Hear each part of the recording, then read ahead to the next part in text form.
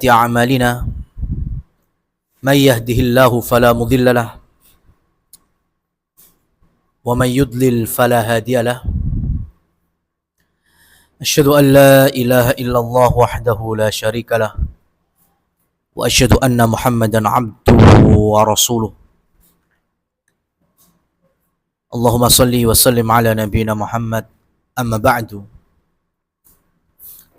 Jamaah kaum muslimin rahimani wa rahimakumullah tabaraka wa ta'ala. Alhamdulillah, Allah berikan nikmat dan anugerahnya. Pada kesempatan kali ini kita bisa melanjutkan kajian rutinan kita dalam pembahasan kitab Minhajus Salikin. Dan untuk kelanjutannya kami awali dengan salah satu sabda Nabi kita Muhammad bin Abdullah sallallahu alaihi wasallam.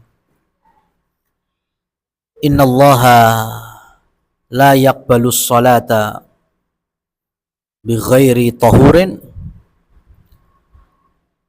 wa la yaqbalus sadaqah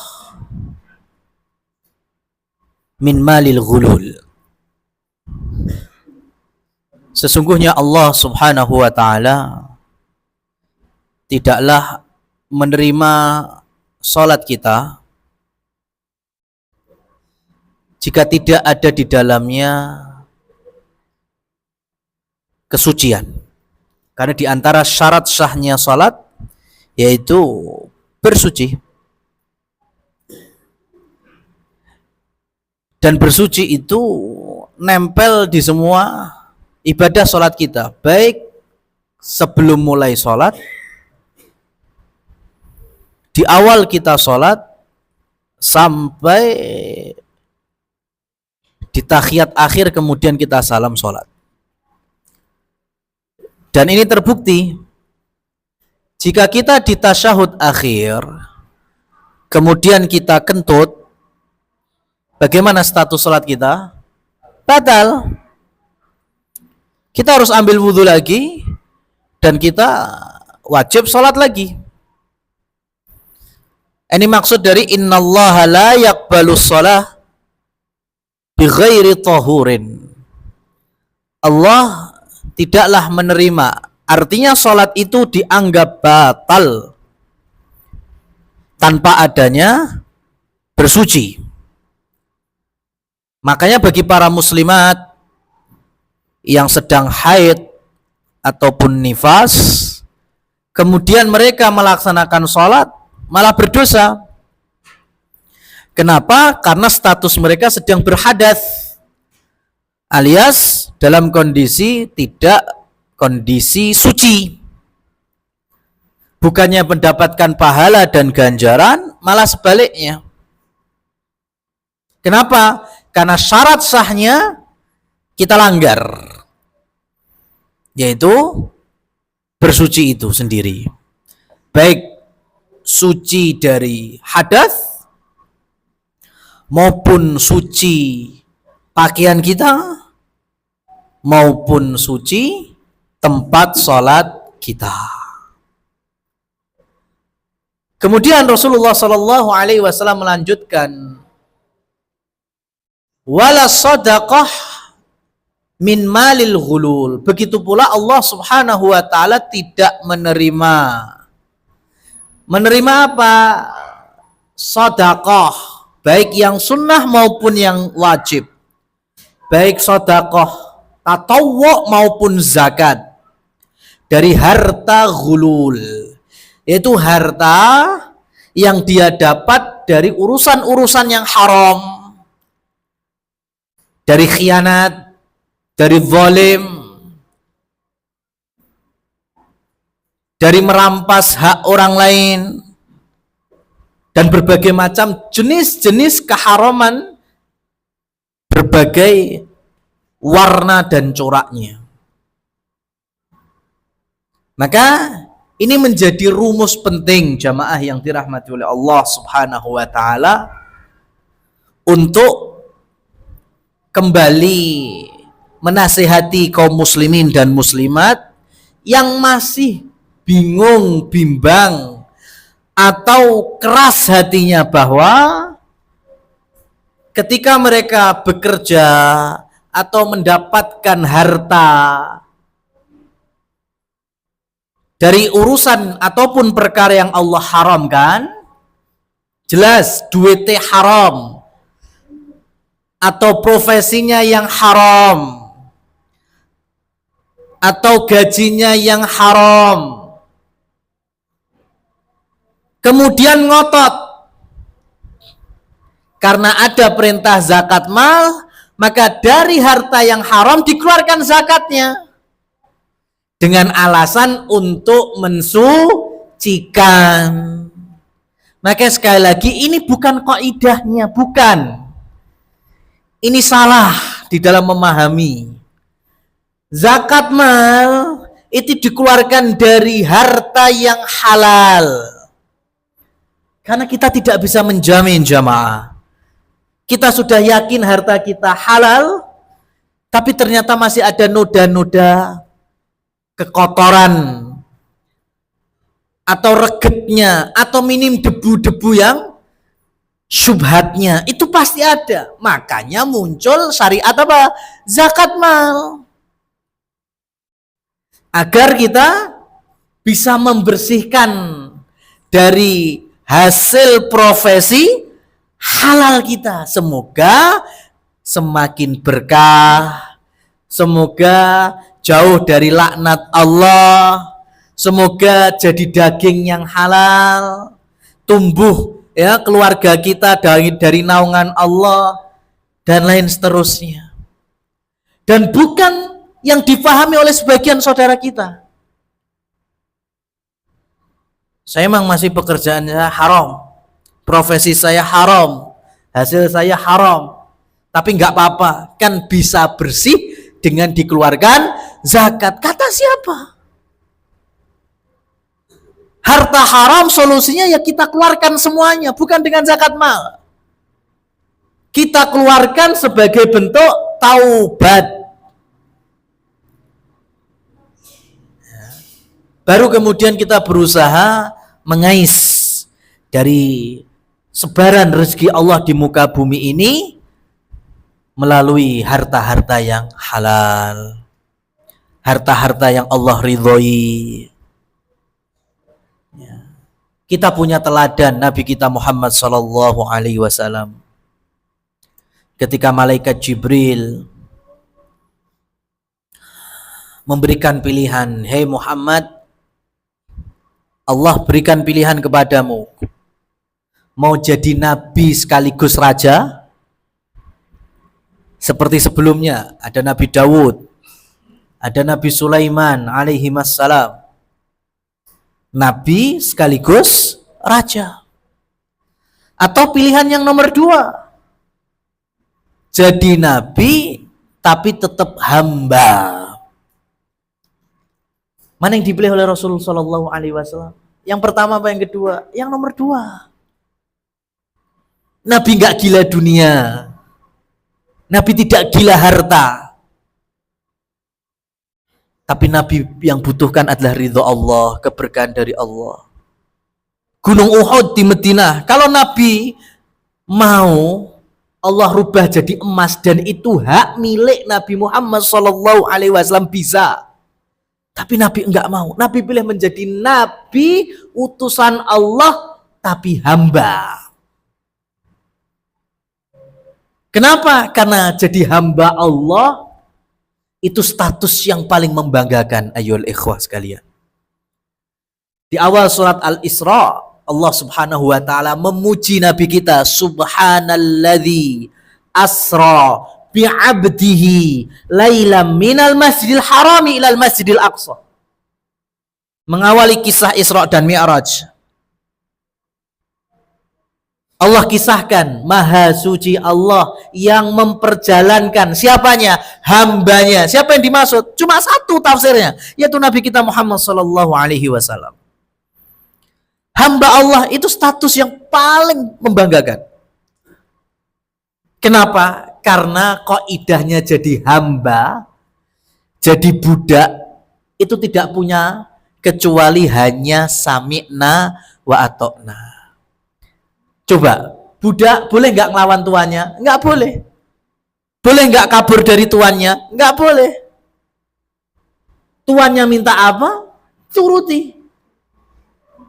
Tuannya merintah apa? Dilaksanakan. Maka sebaik-baik hamba adalah hamba Allah. Yang ketika Allah perintahkan kita laksanakan, sami'na wa ata'na. Ketika Allah larang, kita juga meninggalkan. Dan Allah puji Nabi kita dengan bukan namanya Muhammad, tapi dengan bi'abdihi, hambanya. Dan Rasul Shallallahu Alaihi Wasallam ridho dengan itu. Jangan seperti Fir'aun, jangan seperti Qarun, jangan seperti Namrud, ya, jangan seperti orang-orang tokoh-tokoh Quraisy, musyrikin Mekah di zaman Nabi kita Muhammad Sallallahu Alaihi Wasallam, yang mereka lebih membanggakan harta dan kedudukan dibandingkan merengkuh hidayah Islam, hidayah tauhid. Maka sekali lagi, kaidah di dalam harta, mengeluarkan zakat mal itu dari harta kita yang halal, bukan dari harta kita yang haram, bukan dari profesi yang haram. Ya. Semakin membuat hati kita keras. Makanya besok ketika di hari bangkitan, orang yang mengambil harta haram, profesi yang haram, gaji yang haram, apa kata Abdullah ibnu Abbas? Jalannya doyong, gak bisa tegak. Dan Allah subhanahu wa ta'ala mengkhususkan bagi orang-orang yang berjalan di atas harta ribawi, memakan harta ribawi, pelaksana harta ribawi, maka mereka adalah sekelompok orang-orang yang menantang Allah subhanahu wa ta'ala. Menantang. Gimana kira-kira? Ya, memang ada potensi kemenangan kalau nantang Allah. Gak mungkin. Yang ada Allah yang akan hancurkan mereka. Maka sekali lagi sudah, gak usah mencari pembenaran dengan modus kan ada zakat mal bisa jadi suci. Enggak seperti itu. Zakat mal lagi-lagi mensucikan dari harta kita yang halal, bukan dari harta kita yang haram. Ya. Kalau kita belum keluar dari perkara-perkara dan urusan yang Allah murkai, Allah laknat, ya, maka harus gentle juga loh yang. Jangan kemudian mencari modus seakan-akan bisa ditutupi dengan zakat mal. Enggak. Cara menutupnya itu dengan taubat, dengan kembali kepada Allah subhanahu wa ta'ala, memegang talinya, yaitu agamanya dan sunnah-sunnah Rasulnya. Dan semoga Allah subhanahu wa ta'ala mudahkan kita kaum muslimin dan muslimat untuk bisa kembali ke jalan yang Allah ridhoi. Yang haram bisa merubah ke jalan yang haram, yang halal, yang sebelumnya berjalan di atas laknat Allah berubah ke jalur yang Allah ridhoi. Baik para ikhwas sekalian yang dirahmati oleh Allah subhanahu wa ta'ala, maka kita lanjutkan. Siapa aja orang-orang yang la tahilluz zakah, yang tidak boleh mendapatkan harta zakat. Kita sudah sebutkan yang pertama li ghaniyin, yaitu bagi orang-orang yang kaya. Kecuali satu, siapa? Mu'allaf. Maka mu'allaf meskipun kaya, dia berhak mendapatkan zakat mal. Kemudian yang kedua, wala liqawiyin muktasib. Zakat mal tidak boleh disampaikan atau didistribusikan bagi orang-orang yang masih punya kemampuan, punya kekuatan untuk apa? Mencari nafkah, untuk bekerja. Anak-anak muda. Ya. Karena Islam membenci anak-anak yang malas, ya, nggak mau berusaha, ya. Sampai Rasul Shallallahu Alaihi Wasallam memotivasi ketika datang seorang anak muda yang ngemis, ya, Nabi bisa sampaikan kepada sebagian sahabat yang punya 1 dirham, setengah dirham, yang bisa membantu setengah dinar, mampu. Ada Abu Bakar di samping Rasul, ada Utsman. Tapi Rasul Shallallahu Alaihi Wasallam tidak langsung seperti itu. Nabi tanya, hal indaka syai', kamu punya sesuatu nggak di rumah? Apa? Ya, punya barang nggak yang laku kalau dijual? Dan ternyata ada perkakas yang sebetulnya juga nggak laku-laku amat. Tapi Rasul sampaikan kepada sahabat, siapa yang mau membeli? Ada yang beli. Maka dari situ kemudian Rasul perintahkan untuk membeli semacam kampak untuk kemudian dia jadikan alat mencari kayu dan kayunya dijual di pasar. Karena bagi anak yang muda nggak ada rasa ngemis, males-malesan, ya. Nah ini ada pengecualian, contohnya bagi orang yang lemah, lansia, itu berarti nggak masuk nomor 2 ini. Ya, jadi kalau ada janda miskin atau orang duafa yang fakir, yang sudah nggak punya kekuatan bekerja atau setidaknya mengais mencari penghasilan, nah ini baru masuk mustahik zakat. Yang ketiga, walali ali Muhammadin wahum banu Hashim wa muwalihim au wa mawalihim. Yang dilarang untuk menerima zakat ataupun sedekah adalah keluarganya Nabi Shallallahu Alaihi Wasallam atau dikenal sebagai ahli bait. Siapa itu? Para istri-istri Rasul Shallallahu Alaihi Wasallam, sebagaimana yang disampaikan oleh Syekhul Islam Ibnu Taimiyah. Begitu pula anak-anak Rasul Shallallahu Alaihi Wasallam dan keturunannya. Dari Fatimah ada Hasan, Husain. Maka ketika Hasan ya kedapatan oleh Abu Hurairah memakan atau mengunyah kurma zakat, maka sama Rasul Shallallahu Alaihi Wasallam dipaksa untuk dikeluarkan. Kenapa? Karena ahli bait terlarang untuk menerima harta zakat maupun sedekah. Berarti bolehnya apa? Hadiah. Makanya para sahabat itu kalau pengen membuat Rasul Shallallahu Alaihi Wasallam dan keluarganya senang, mereka ngasihnya dalam akad apa? Hibah atau hadiah. Kenapa? Karena kalau sedekah Rasul nggak mau nerima. Karena bagi beliau dan ahli baitnya itu terlarang. Dari Bani Hashim atau Bani Abdil Muttalib. Kemudian yang keempat, wala liman tajibu alaihi nafaqatahu.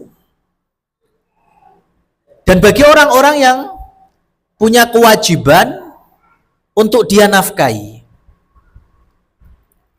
Dan nafkah itu ada 2 jalur.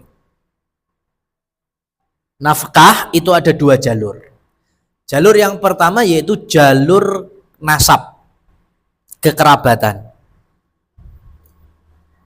Siapakah mereka? Pertama usul ke atas, yang kedua furu' ke bawah. Yang ke atas siapa? Ya orang tua. Ya. Jadi nggak boleh mengeluarkan zakat diperuntukkan kepada orang tua, itu nggak boleh. Kenapa? Karena orang tua itu kalau mereka sudah ya nggak mampu untuk mencukupi kebutuhan mereka sendiri dan kita menjadi anaknya, maka ada kewajiban bagi kita untuk menafkahi.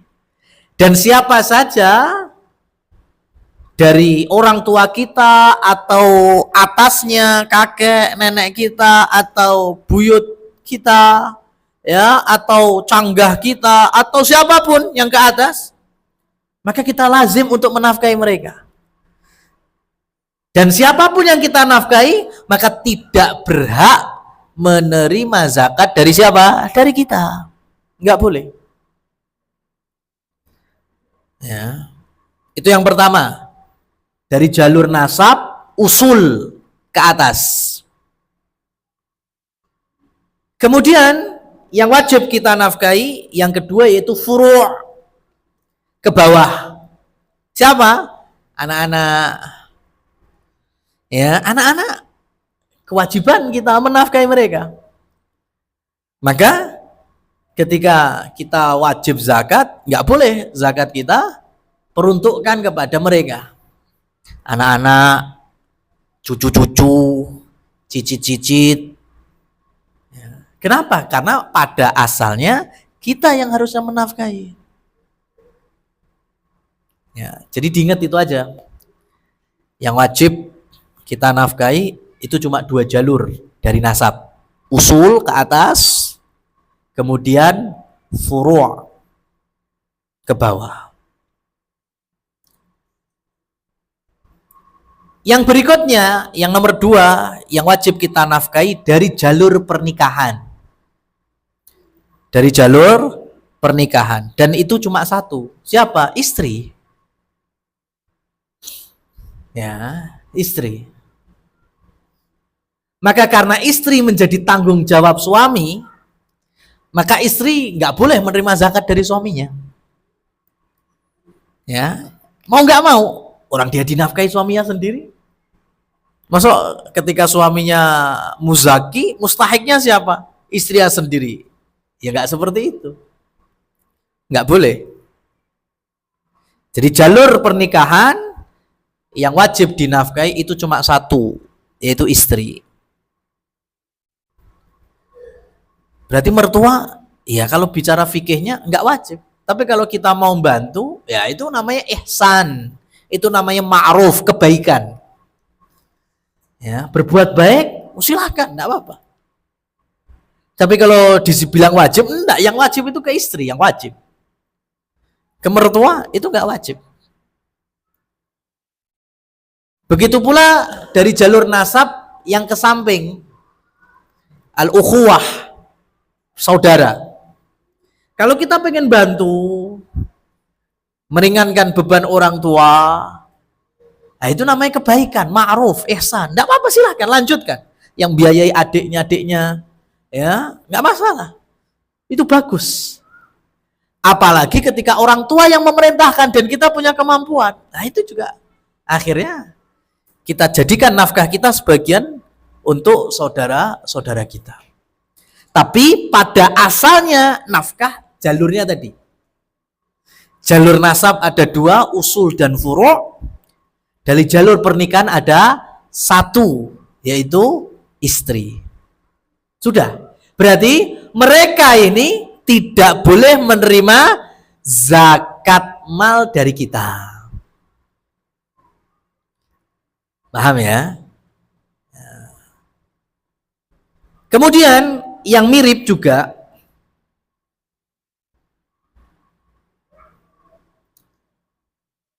ketika ada orang yang miskin,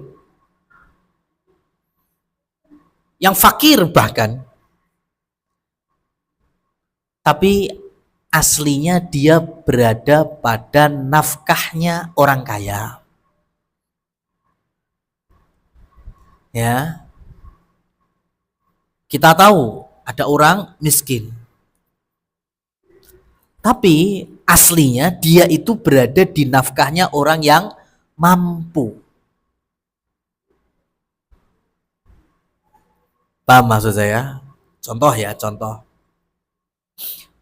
Ada anak perempuan atau janda lah, miskin. Tapi harusnya dia itu masih punya orang tua. Orang tuanya mampu. Orang tuanya kaya. Ya, orang tuanya kaya. Kan harusnya nafkah dia ditanggung siapa? Orang tuanya. Nah, sejauh ini kita tahu sejauh ini, ya, maka nggak boleh kita keluarkan zakat untuknya.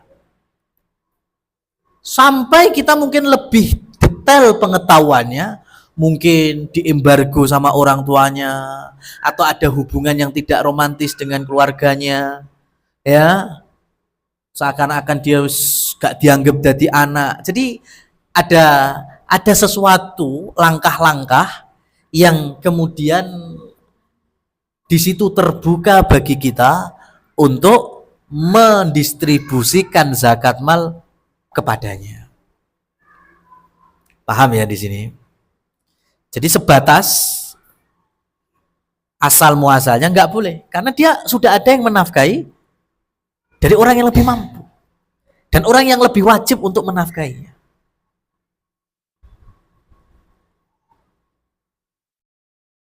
Bagi adik-adik yang mau nikah misalnya, ini ada terjadi modus ini. Dia mau menikahi perempuan. Perempuannya ini dari keluarga miskin, layak untuk diberikan zakat mal. Dan si laki-laki ini mampu. Sehingga untuk mempermudah jalannya dia direstui dan diridhoi oleh calon mertuanya, akhirnya dia keluarkan zakat malnya untuk mereka. Ini juga nggak boleh. Kalau niat awalnya gini loh ya, zakat malku tak berikan ke keluarga miskin itu supaya gendang cepet, ya, aku disetujoni nikahi anak wedoi. Ini nggak boleh.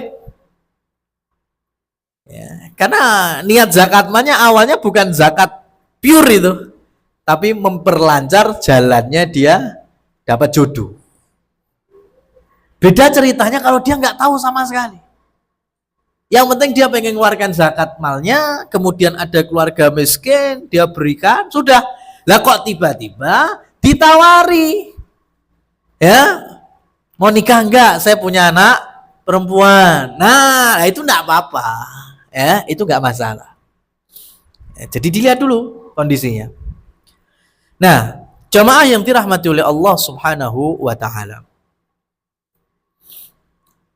Ketika Nabi Shallallahu Alaihi Wasallam menghalalkan bagi kita zabhatu ahli kitab, sembelihannya ahli kitab. Ahli kitab yang dimaksud siapa? Ya Yahudi dan Nasrani. Dan ahli kitab Yahudi dan Nasrani di zaman Nabi itu pun sudah menyimpang. Karena Nasara di zaman Nabi mereka sudah meyakini Trinitas. Sudah meyakini bahwa Al-Masih Ibnullah. Isa itu putra Allah. Anak Tuhan. Sama kan? Nggak beda dengan hari ini. Yahudi pun juga sama. Mereka ngerubah Talmud, ya, Taurat, Perjanjian Lama, macam-macam. Itu di zaman Nabi Muhammad pun sudah demikian. Ya, jadi nggak benar kalau alasan loh orang Yahudi zaman Nabi, orang Nasrani zaman Nabi dengan zaman kita kan beda. Enggak, mana beda? Keyakinannya sama. Dan tetap dipanggil sebagai ya ayyuhalladzina kafaru min ahlil kitab. Wahai orang-orang kafir dari ahli kitab. Siapa? Yahudi dan Nasrani. Itu pun Rasulullah Shallallahu Alaihi Wasallam memperbolehkan bagi umatnya, yaitu muslimin dan muslimat, untuk memakan sembelihannya. Kenapa? Karena asalnya sembelihan ahli kitab, ketika mereka menyembelih harusnya mengucapkan bismillah, baik Yahudi maupun Nasara. Sampai kita tahu kalau mereka menyembelihnya betul-betul menyebut nama selain Allah Subhanahu wa taala. Mungkin Yahudi menyembelih dengan nama Bismi Uzair. Lah itu berarti haram sembelihan mereka. atau orang Nasrani juga menyembelihnya dengan menyebut Tuhan-Tuhannya, maka haram sembelihan mereka untuk kita karena kita tahu. Tapi kalau kita nggak tahu, apalagi kita tahunya mereka juga kulaan di pasar-pasar umum kaum muslimin, ya, maka pada asalnya memakan hasil sembelihan Yahudi dan Nasrani halal apa haram? Halal, nggak apa-apa. Sampai kita tahu betul, ya, dan betul-betul jelas pengetahuan kita tentang kalau mereka menyembelih bukan dengan menyebut nama Allah. Nah, turunannya jamaah yaitu ketika hari ini banyak sekali daging-daging impor. Harusnya ini menjadi kemudahan bagi kita. Ya. Banyak daging impor sapi misalnya. Dari mana? Umpamanya dari Australia. Kita tahu rata-rata masyarakat Australia beragama apa? Nasoro. Mau yang Katolik kah, Protestan kah, Ortodok kah? Ya, muncul daging sapi dari mana? Italia, dari Roma. Wah, rata-rata Nasoro. Maka hukum asalnya kita membeli, boleh apa enggak? Boleh. Karena bagian dari sembelihan ahli kitab. Makanya saya malah lebih drawasi kalau sebagian saudara kita beli dagingnya malah bukan dari negeri-negeri ahli kitab. Daging sapi, wagyu, dari mana? Jepang. Jepang apa rata-rata agamanya? Ya? Apa agamanya? Shinto. Ya, nyembah matahari, nyembah rata-rata mah musyrik, bukan ahli kitab. Malah harus kita hati-hati. Ya, sebisa mungkin kita nggak beli. Kenapa? Lagi malah drawasi ini. Dia bukan dari negara yang ahli kitab. Daging sapi dari mana? Korea. Ya, dari mana? Coba rata-rata agamanya apa mereka? Ya. Gitu loh jamaah yang dirahmati Allah Subhanahu wa taala. Jadi dengan kita memahami zahir itu lebih mudah. Karena hukum kita ini awalnya ya melihat dari sudut pandang lahiriah. Makanya dengan banyaknya restoran-restoran ala Jepang, ala Korea itu malah drawasi bagi kaum muslimin harusnya. Malah jelas kok Amerika, Eropa jelas rata-rata penduduk ya Nasrani, ahli kitab, atau mungkin dari ya negeri-negeri yang ahli kitab Yahudi misalnya. Secara lahiriah dagingnya malah halal bagi kita sembelihannya dibandingkan yang datang dari negeri-negeri musyrik.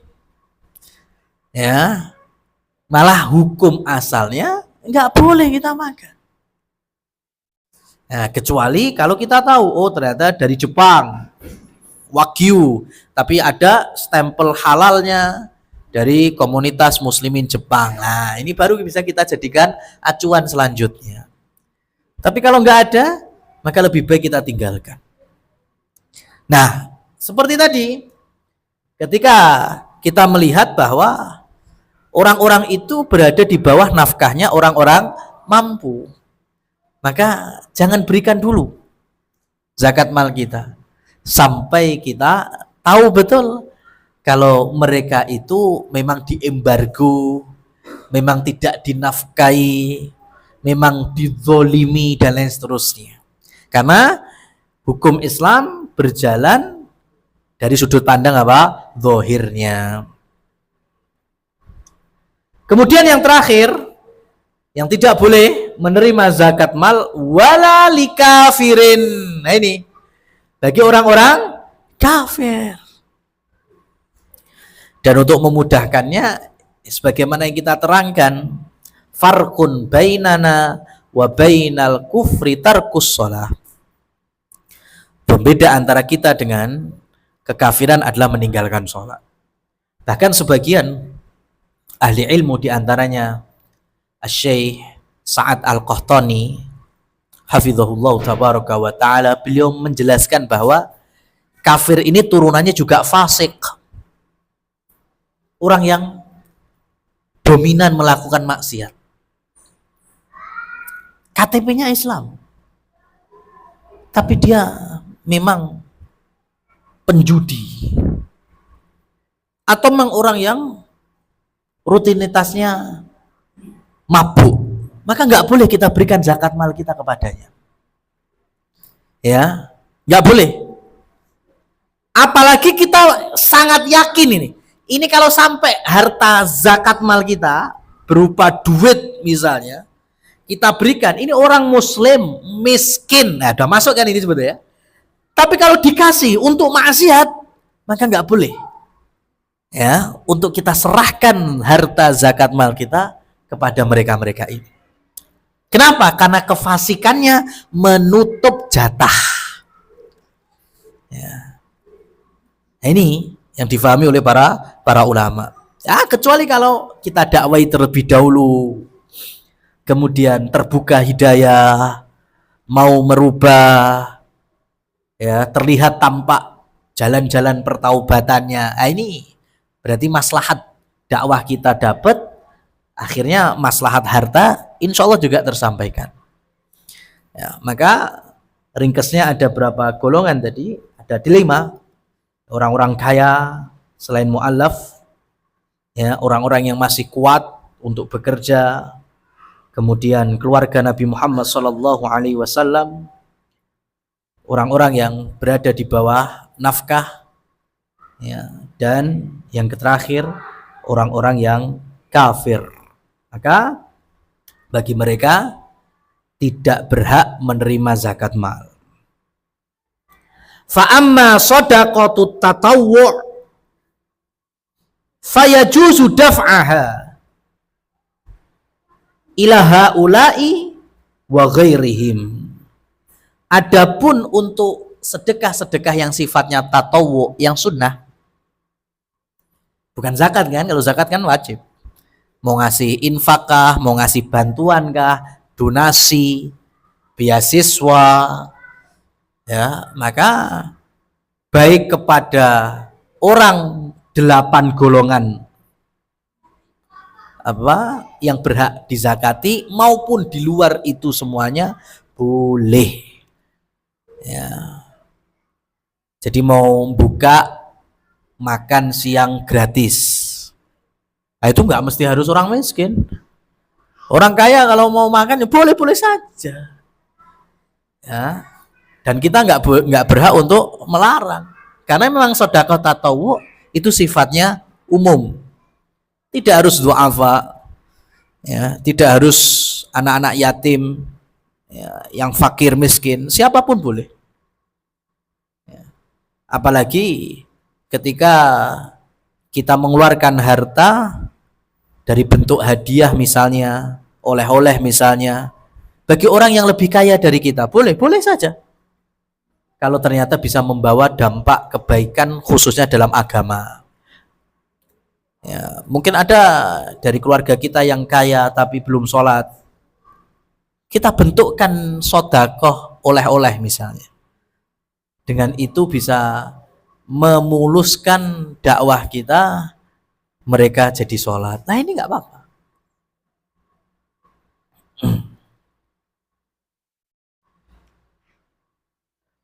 Walakin kullama kanat anfa'u naf'an aman aw khasan fahiya akmal. Namun semuanya kembali kepada manfaat atau tidaknya. Kalau secara umum dilihat manfaat, maka jadikan bentuk sedekahnya sedekah umum. Kalau ternyata sifatnya khusus, maka bentuklah pendistribusian sedekahnya juga lebih mengerucut atau khusus. Ini sangat terkait dengan apa? Operasional, dana, kemudian siapa yang berapa porsi yang dikeluarkan. Nah itu kalau memang besar sifatnya umum tidak apa-apa, tapi kalau memang hanya berapa potong, ya, kayaknya memang manfaatnya hanya khusus du'afa, khusus yatim piatu, khusus orang miskin, ya tidak apa-apa. Ya, insya Allah dimaklumi oleh kaum muslimin. Ya. Termasuk ketika pelaksanaan sedekah Jumat, ya, sego-sego berkat Jumat itu, Nah, itu kan perlu dievaluasi terkait dengan minumannya biasanya. Itu kalau yang sejauh kami tahu ya, pengalaman itu kan saya berdiri khutbah itu es teh iki nggak cukup. Itu anak-anak itu rebutan pecah neng serambi masjid. Ya kan? Nah, ini perlu dievaluasi. Ya, gimana apakah dilanjutkan es teh tapi nggak mencukupi atau mungkin di downgrade mungkin air mineral saja tapi mencukupi. Sering saya dapat itu. Ya, es teh karena pengen ambil yang murah berarti yang mungkin cupnya juga yang tipis. Wah, itu bocah-bocah rebutan ini malah akhirnya pecah. Ya, akhirnya nggak pliket tackle masjid. Nah, itu terus terang secara pribadi pun mengganggu aktivitas khutbah kami. Ya, mau nggak mau harus negur bocah rebutan es teh. Masuk khutbah dijeda. Kenapa? Menegur es teh bocor kan orang kurang wangun kan. Ya, nah, itu mungkin bisa dievaluasi sifatnya umum atau sifatnya khusus.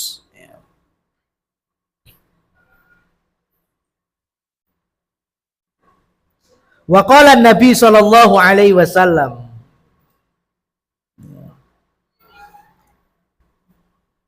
man sa'alan nas amwalahum takatsuran fa innama yas'al jamran. Nah ini penting sekali.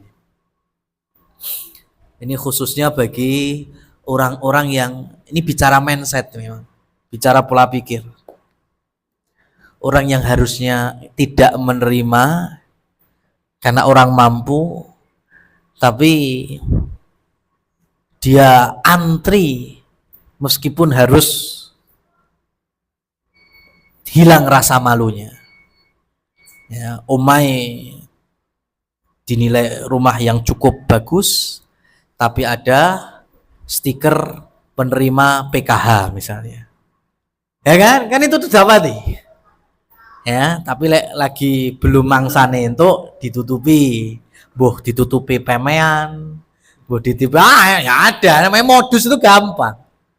Ya, ini tentunya pembicaraan ini bukan pembicaraan pribadi, tapi pembicaraan menyeluruh, termasuk mungkin RT, RW, kelurahan, Dukcapil untuk pendataan ulang.